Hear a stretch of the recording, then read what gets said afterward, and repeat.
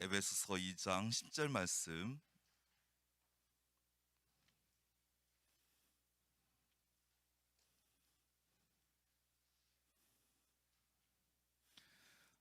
우리 이 한 절의 말씀을 다 함께 한 목소리로 합독하시겠습니다. 우리는 그가 만드신 바라 그리스도 예수 안에서 선한 일을 위하여 지으심을 받은 자니 이 일은 하나님이 전에 예비하사 우리로 그 가운데서 행하게 하려 하심이니라. 아멘. 저희가 그 초등학교 어린 시절에 보통 이제 반 친구들끼리 좀 이제 친한 친구들끼리 생일이 맞으면은 그 돌아가면서 그 생일 맞은 친구의 집에 가서 선물도 주고 이 생일 축하도 이렇게 해주던 기억이 납니다. 그때 그 생일을 맞은 친구의 이제 어머님께서 요리 솜씨를 발휘하셔서 맛있는 음식도 많이 차려주시고 또 이제 그 음식도 같이 먹으면서 친구들과 이렇게 즐겁게 교제를 했던 기억이 나는데요. 그때 우리가 생일 축하 노래를 부를 때 가사가 일반적으로 딱 정해져 있잖아요. 생일 축하합니다. 생일 축하합니다. 사랑하는 당신의 생일을 축하합니다.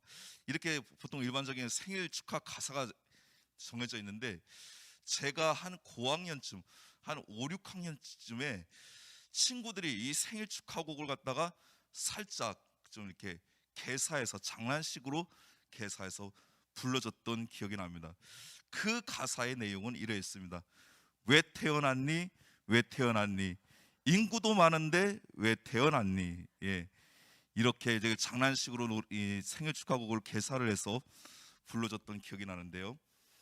그때 이제 철없던 시절이라 그렇게 막 부르곤 했는데 어느 순간 저도 이제 커가면서 그 개사를 해서 불렀던 생일 축하곡에 대해서 깊은 묵상을 하게 됐습니다. 진짜 내가 왜 태어났지? 이 세상에 인구도 많은데 내가 왜 태어났을까? 정말 내가 왜 태어났나? 여기에 대해서 심각한 고민을 했던 기억이 납니다. 그러나 우리가 인생의 모든 해답은 바로 성경에서 찾아야 되겠죠. 하나님께서 우리 인생 가운데 주신 그 하나님의 말씀 속에서 이제 그 해답을 찾아야 되는데 오늘 그 해답의 내용이 오늘 우리가 읽은 이 본문 말씀이라 볼 수 있겠습니다. 하나님께서는 모든 것을 특별한 목적을 가지고 창조하셨습니다. 목적 없이 만들어진 것은 없습니다. 이것은 성경에서 가장 중요한 원리입니다.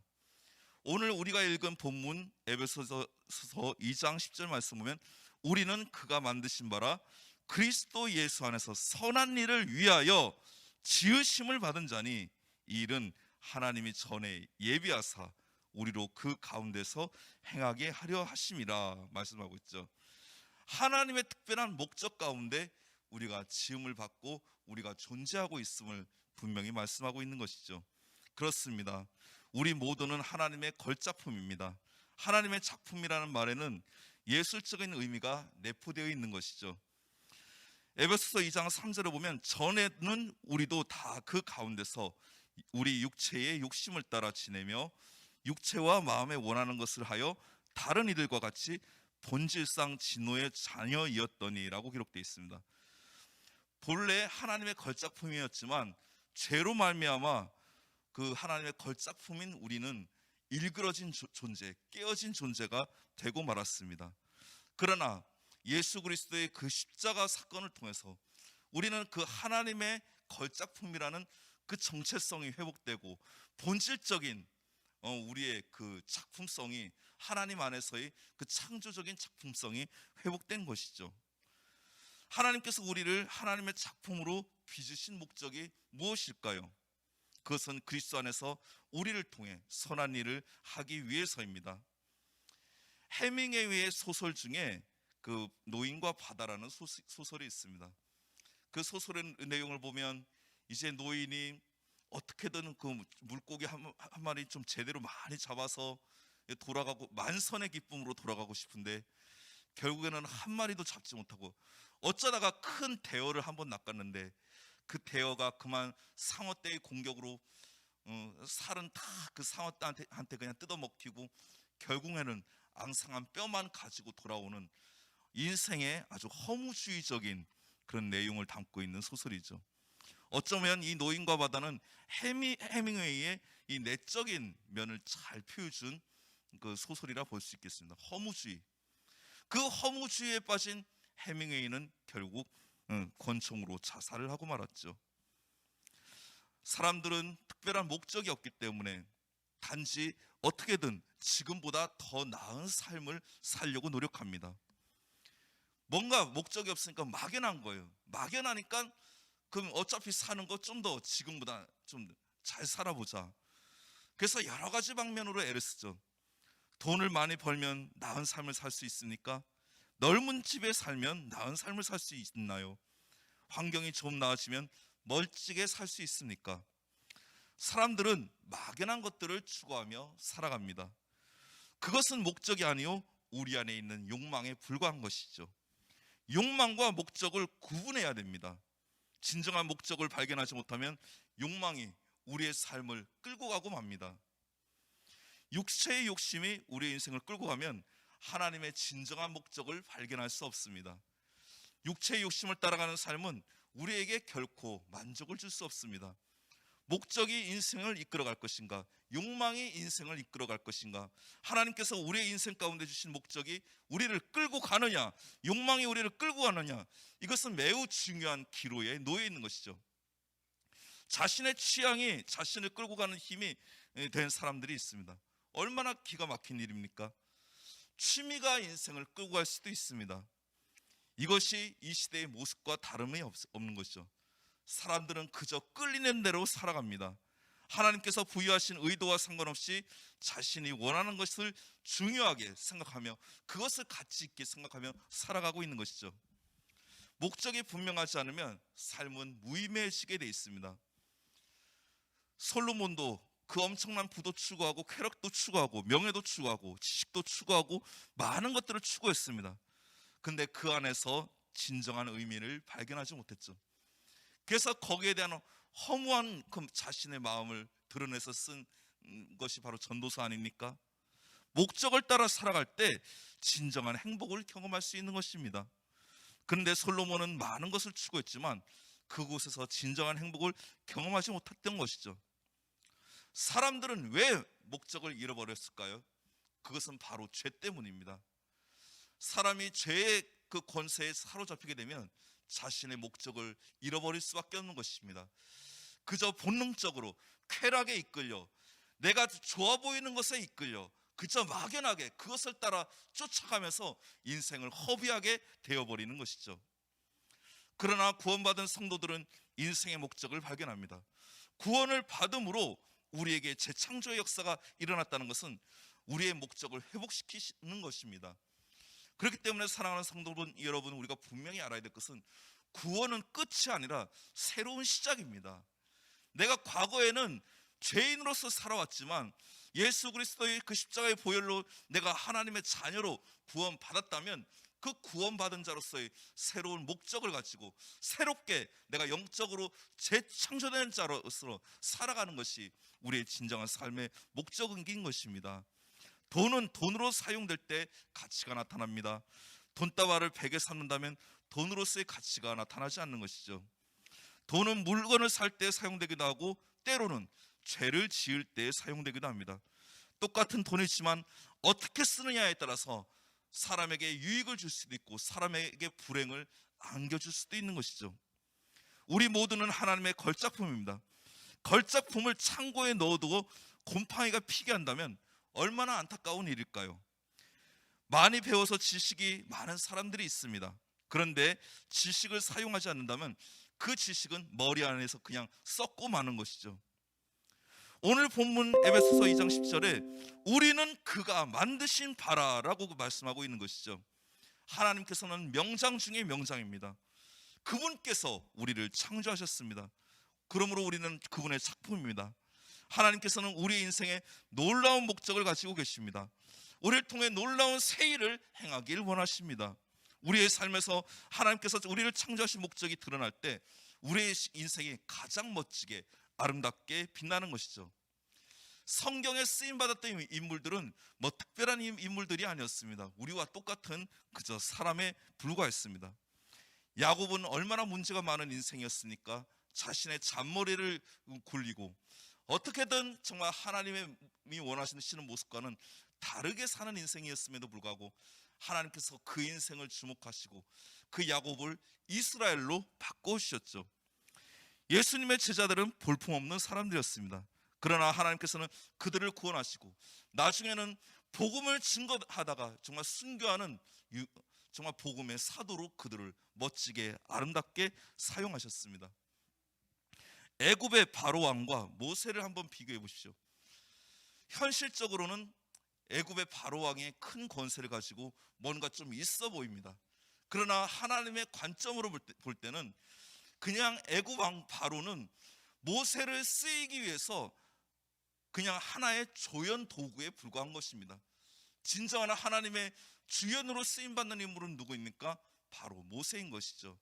그러니까 사랑하는 여러분, 우리가 그냥 눈에 보여지는 것, 현실적으로 느껴지는 것, 이것으로 모든 것을 다 판단해서는 안 됩니다. 나의 영적인 주체성을 분명히 판단하고 이 정체성을 확립할 때 우리 삶에 분명한 자신감이 생기는 것입니다. 남이 어떻든 간에, 내가 어떻든 간에 나는 하나님의 작품이기 때문에, 나는 하나님을 위해 쓰임받는 존재이기 때문에 그 어떤 세상의 대단한 사람을 만난다고 해도 내가 꿀릴 필요가 전혀 없는 것이죠. 거리에서 낡은 바이올린으로 연주하여 구걸하는 사람이 있었습니다. 한 사람이 지나가다가 잠깐 그 바이올린을 좀 빌립시다 해서 이 바이올린을 빌려 연주를 하기 시작합니다. 아까 그 구걸하던 행인이 연주하는 것과 뭔가 좀 다릅니다. 느낌이 달라요. 소리도 달라요. 많은 사람들이 지나가다가 발걸음을 멈추고 몰려들었습니다. 같은 바이올린으로 연주했지만 바이올린의 소리가 달랐죠. 바이올린 연주를 듣던 중 한 사람이 그제서야 소리쳤습니다. 이 사람은 그 유명한 바이올린 연주가 피카닌이다 라고 소리친 거예요. 똑같은 바이올린이라도 누가 연주하느냐에 따라서 그 바이올린의 쓰임이 달라지는 것이죠. 우리는 아무리 부족해도 아무리 연약해도 하나님의 손에 붙잡히기만 하면 세상 속에서 하나님의 걸작품으로 우리의 삶을 드러낼 것입니다. 우리를 통해 하나님의 영광을 나타낼 것입니다. 하나님의 영광과 빛을 우리를 통해 사용하시고 나타낼 것입니다. 하나님께서 쓰시는 사람이 진정한 주연인 것입니다. 하나님께서 일하시는 곳이 중앙무대입니다. 사도 바울은 하나님께 제대로 쓰임받은 대표적인 인물이죠. 그를 통해 이루어진 역사가 매우 놀랍습니다. 그는 하나님께 처음부터 끝까지 쓰임받은 인물이었죠. 그가 쓰임받을 수 있는 비결이 무엇이었을까요? 고린도후서 12장 7절에서 9절 말씀 보면 여러 계시를 받은 것이 지극히 크므로 너무 자만하지 않게 하시려고 내 육체의 가시 곧 사탄의 사자를 씌었으니 이는 나를 쳐서 너무 자만하지 않게 하려 하심이라. 이것이 내게서 떠나가게 하기 위하여 내가 3번 주께 간구하였더니 나에게 이르시기를 내 은혜가 내게 족하도다. 이는 내 능력이 약한 데서 온전하여 짐이라 하신지라. 그렇습니다. 하나님께서는 그 완벽한 사도 바울에게 정말 육신의 가시를 씌워주셨습니다. 사도 바울이 어떤 사람이었습니까?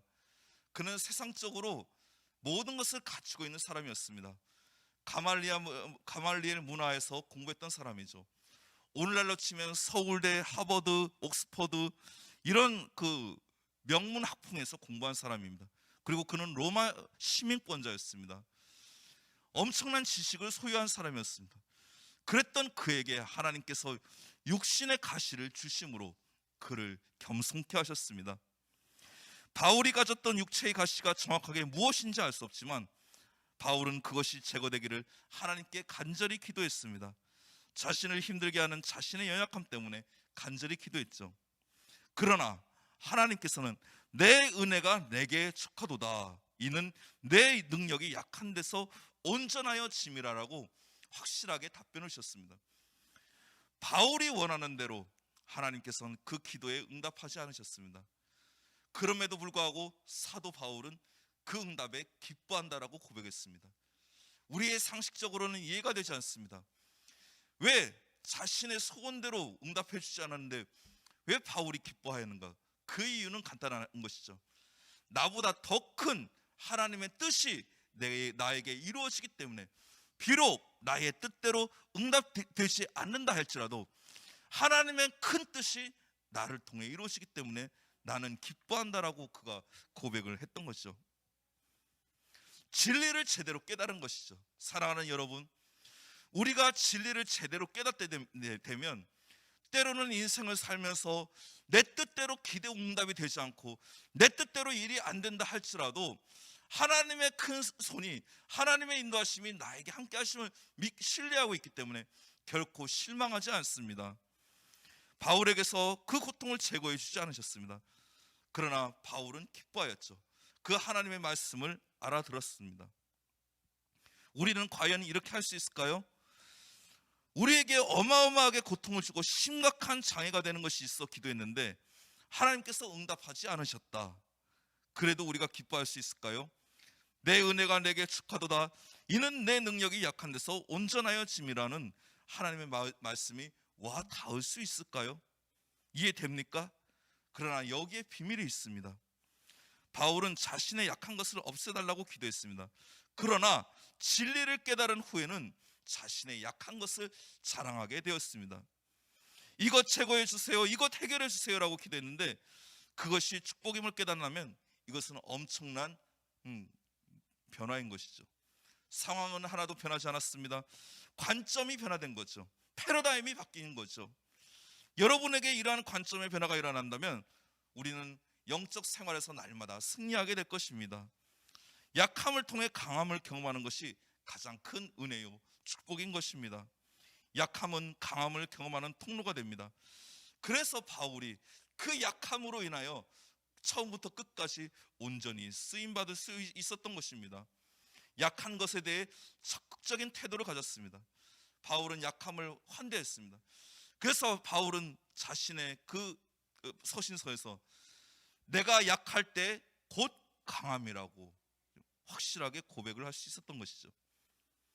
하나님께 쓰임받는 것은 복입니다. 누가 하나님께 쓰임받습니까? 바로 바울과 같이 자신의 강함이 아닌 자신의 약함을 인정하고 날마다 하나님 앞에 납작 엎드리고 겸손한 사람이 끝까지 쓰임받을 수 있는 것입니다. 성경에 많은 인물들이 하나님께 쓰임받았지만 어느 순간까지만 쓰임받고 중도 하차한 인물들이 너무나 많이 있습니다. 대표적인 예로 누가 있을까요? 바로 사울 왕입니다. 사울 왕은 분명히 하나님께서 쓰임받기 위해 기름 부음을 받았습니다. 그래서 한동안 쓰임 받았습니다.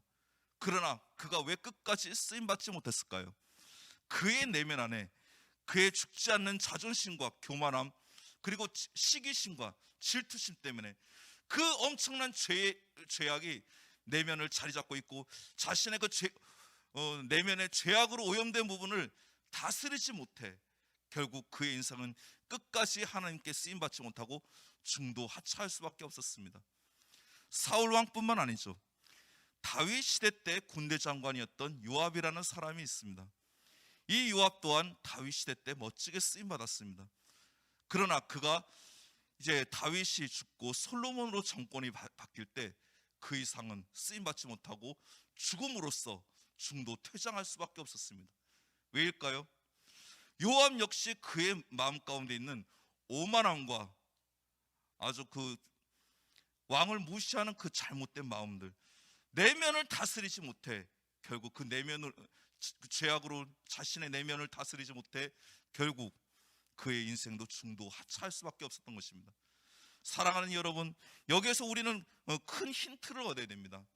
자신의 내면을 끝까지 죽이고 하나님 앞에 힘을 뺀 자만이 바울과 같이 나는 약한 존재입니다, 하나님께서 붙들어 주셔야만 내가 설 수 있는 존재입니다 라고 고백될 때, 고백할 수 있을 때 끝까지 쓰임받을 수 있는 것입니다.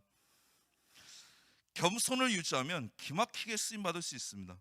별것 아닌 것에 고개 들고 잘난 체하고 교만하고 자도취에 빠지면 모든 것이 사라질 수 있습니다. 그렇기 때문에 우리는 어떻게든 하나님 앞에서 끝까지 힘을 빼야 됩니다. 신앙생활이라는 게 무엇일까요?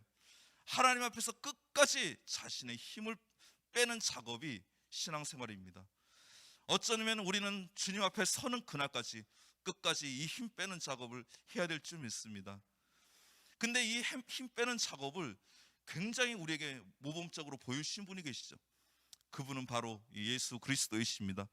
하나님의 아들이었음에도 불구하고, 세상의 영광과 권세를 누릴 수 있음에도 불구하고, 그분은 십자가 앞에서 철저하게 힘을 빼시고 모든 것을 정말 다 내던지셨습니다. 예수님께서 십자가에서 자신의 힘을 빼심으로 우리가 어떻게 힘을 뺄 것인가를 분명히 보여주셨습니다. 참 힘 빼기가 쉽지 않습니다. 목사인 저도 마찬가지입니다. 어느 정도 죽였다, 어느 정도 낮췄다라고 생각했는데 시간이 지나면 슬금슬금 또 자존심이 일어나고, 어느 정도 또 죽였다 생각했는데 괜히 누군가에게 기분 나쁜 소리를 들으면 또 괜히 기분이 나빠지고, 죽여도 왜 그렇게 살아나는지 참 쉽지가 않습니다. 그러나 사랑하는 여러분, 우리가 신앙생활뿐만 아니라 인생을 살면서도 힘을 빼야 잘 되는 부분들이 많아요. 대표적인 것이 무엇일까요? 바로 스포츠죠.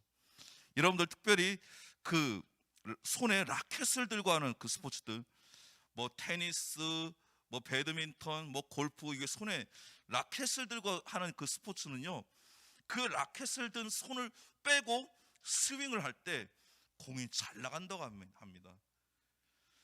이것뿐만이 아니죠. 제가 어린 시절 이제 수영을 배울 때 그 수영을 가르쳐 주시던 선생님으로부터 제일 많이 들었던 소리가 그거입니다. 정석아, 제발 몸에 힘 좀 빼라, 힘 좀 빼. 힘을 빼야 물에 잘 뜰 수 있어. 힘을 빼야 물에서 잘 나갈 수 있어. 믿음 생활뿐만 아니라 우리가 인생을 살면서도 힘을 빼야 잘 되는 부분들이 많습니다. 그렇기 때문에 우리는 하나님 앞에 끊임없이 쓰임 받기 위해서 겸손해져야 됩니다. 겸손해지기 위해서는 우리는 끊임없이 주님 앞에서 힘을 빼야 되는 것입니다. 우리는 이 말씀을 통해 약한 것에 대한 새로운 관점을 갖게 됩니다. 약한 것이 인생을 망가지게 하거나 불행하게 하는 것이 아닙니다. 오히려 강하기 때문에 넘어지고 무너지는 경우들이 많습니다. 오히려 내가 강하기 때문에 부러집니다. 높은 곳에 올라가 있기 때문에 떨어지게 되면 그 충격이 더 엄청납니다. 오히려 내가 죽어 있으면, 오히려 내가 힘을 빼 있으면 손해볼 것이 아무것도 없어요. 우리 모두는 하나님의 걸작품입니다. 우리의 인생은 너무나 존귀합니다. 하나님께서는 우리의 인생을 통해 기막힌 일을 행하실 것입니다. 내가 하는 것이 아닙니다. 하나님께서 하십니다. 하나님이 나를 통해서 그 일들을 감당하십니다. 우리가 많은 것들을 갖췄다고 쓰임받는 게 아니에요. 내가 똑똑하고 학력이 좋고 인물도 잘생기고 이래서 쓰임받는 게 아니에요. 오히려 건강하지 못하고 약해도 쓰임받는 사람들이 얼마나 많은지 모릅니다. 여러분들 그 호주의 그 닉 부이치치 같은 사람들, 팔도 없고 하체도 없고 그 상체에 그 발만 조금 달린 그 장애인, 정말 외형적으로 볼품없는데 얼마나 멋지게 쓰임받습니까? 사람이 갖춰져 있다고 절대 쓰임받는 게 아닙니다. 물론 하나님께서 그 사람에게 갖춰진 그것을 통해 일할 수는 있지만 갖춰줘야만 쓰임받는 건 아닙니다. 아까도 제가 누차 언급드렸지만 하나님 앞에서 힘을 빼고 하나님 앞에 납작 엎드려 겸손한 자만이 진정으로 쓰임을 받는 것입니다. 그 약함을 인정하지 않는 사람은 자신이 인생의 주도권을 쥐고 가게 될 것입니다. 자신의 인생의 주도권을 쥐고 가면 얼마나 하루하루가 불안정한지 아십니까? 하루하루가 불확실하게 보여요. 어떻게 해야지? 오늘 하루 어떻게 살아야 되지? 어떻게 결정해야 되지? 아무것도 안 보여요. 그러나 하나님께서 우리의 인생의 주도권을 쥐고 가시면 비록 아무것도 안 보여도, 비록 결정된 게 아무것도 없어도 마음이 편안해집니다. 왜요? 하나님께서 우리의 인생을 인도하시기 때문입니다. 이 눈에 아무 증거 아니 배워도 믿음만을 가지고서 늘 걸으며 바로 믿음으로 자신 있게 불투명한 불확실한 그 인생을 자신 있게 걸어갈 수 있기 때문입니다. 인생의 승패는 하나님의 손에 달려 있습니다. 그러므로 삶의 모든 주도권을 하나님 앞에 내어 놓아야 합니다. 그 하나님께 모든 것을 내어놓고 온전히 하나님의 은혜를 구하시기 바랍니다. 하나님의 은혜에 붙잡히면 됩니다. 하나님의 은혜를 갈망하는 사람은 자신이 가진 것으로는 안 된다는 것을 철저하게 깨닫습니다. 그러므로 뭔가 갖추어야, 뭔가 있어야, 뭔가 쌓아 놓아야 하나님께서 쓰신다는 착각과 망상을 내려놓으시기 바랍니다. 자신의 약함을 철저하게 인정하십시오. 철저하게 하나님께서 모든 힘을 빼시기 바랍니다. 내 자신이 누구인가를 분명히 깨닫고 겸손함을 유지할 때 우리는 인생 끝까지 하나님 앞에 귀하게 멋지게 쓰임받으실 줄 믿습니다. 하나님께서는 우리가 하나님의 걸작품임을 드러내셔서 우리를 하나님의 백성답게 살아가게 하십니다. 삶의 가치와 진가를 드러내십니다. 인생이 낭비되지 않게 하십니다. 우리의 시간이 헛된 곳에 흘러가지 않게 하십니다. 우리의 노후에도 정말 갈렙과 같이 멋지게 쓰이게 하시는 것입니다. 그것으로 충분한 것입니다. 우리 모두는 존귀한 존재입니다. 하나님의 걸작품입니다. 우리 옆에 분들에게 이렇게 한번 인사해 볼까요? 당신은 하나님의 걸작품입니다. 아멘. 그렇습니다. 우리 모두는 하나님의 걸작품입니다. 걸작품답게 쓰임받고 살아야 되는 것입니다. 우리를 통해 하나님께서 영광을 드러내시고 우리를 통해 하나님의 멋진 음유를 드러내실 것입니다. 나를 통해 표현하실 하나님의 시가 있습니다. 하나님 앞에서 복된 인생을 살아감으로 가치와 진가를 충분하게 드러내셔서 하나님 앞에 영광 돌리는 멋진 인생을 살아가시는 저와 여러분이 되시기를 주님의 이름으로 간절히 축복합니다.